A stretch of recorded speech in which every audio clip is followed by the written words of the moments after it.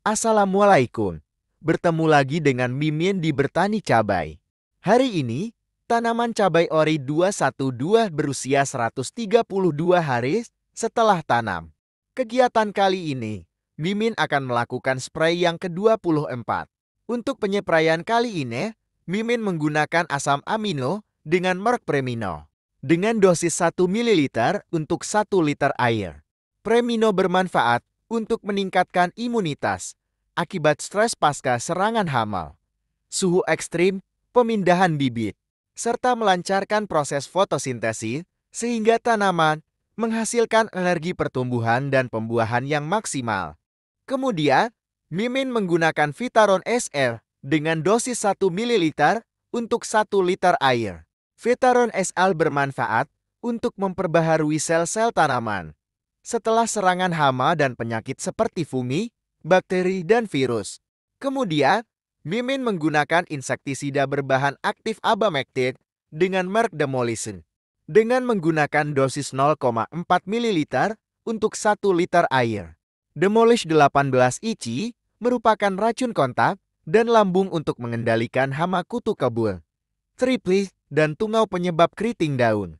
Selanjutnya, Mimin menggunakan perekat penembus dan perata dengan merek Spreader produksi Degue dengan dosis 0,4 ml untuk 1 liter air. Spreader bermanfaat untuk meningkatkan daya rekat pestisida dan mencegah pencucian oleh air hujan. Meningkatkan penetrasi atau daya tembus pestisida hingga 20%.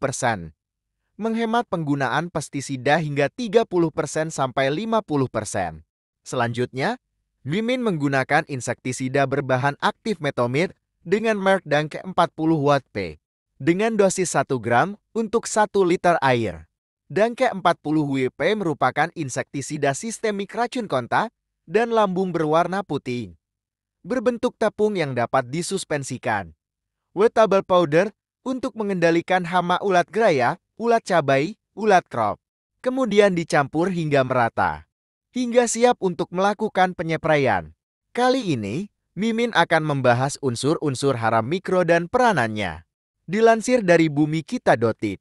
Pada kesempatan kali ini, Mimin akan membahas unsur hara mikro tembage atau cuprum atau Cu. Tembage atau cuprum dimanfaatkan tanaman dalam bentuk ion-ion Cu2+ atau Cu negatif.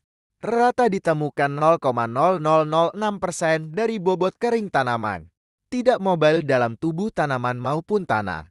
Berikut adalah fungsi fisiologis tembage atau cuprum. Yang pertama, pembentuk enzim ascorbic oksidase, sitokrom oksidase, butirat fenolas, laktase, invertase, dan katalase. Yang kedua, membentuk protein yang berperan dalam proses oksidasi dan reduksi. Yang ketiga, menunjang transport elektron dalam fotosintesis. Yang keempat, pembentukan klorofil dan lignin jaringan kayu. Pengaruh tembage atau cuprum pada tanaman di antaranya. Yang pertama, menunjang pertumbuhan vegetatif dan generatif. Yang kedua, menunjang pembentukan jaringan kayu lignin. Yang ketiga, meningkatkan kadar ascorbic acid pada tanaman yang menghasilkan vitamin C seperti jeruk. Sumbernya dari pupuk mikro dalam bentuk QET atau garam CuSO45H2O dan beberapa produk pupuk daun Microcell. Gejala defisiensi atau kekurangan tembage atau cuprum diantaranya sebagai berikut. Yang pertama, daun muda berwarna hijau gelap atau kebiruan dan menggulung. Yang kedua, ujung daun lemas terkulai. Pada tanaman jeruk terjadi klorosis daun dan mati pucuk. Yang keempat, titik-titik pertumbuhan macet dan tanaman kerdil. Berikut adalah dampak kelebihan tembage atau cuprum.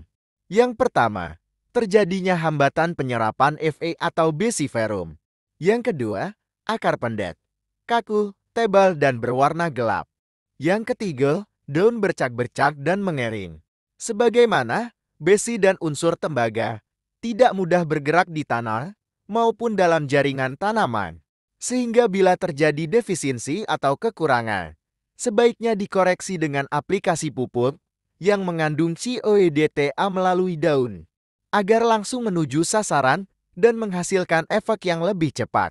Sekian dulu untuk pembahasan tentang unsur hara mikro tembage. Semoga bermanfaat. Salam bertani cabai.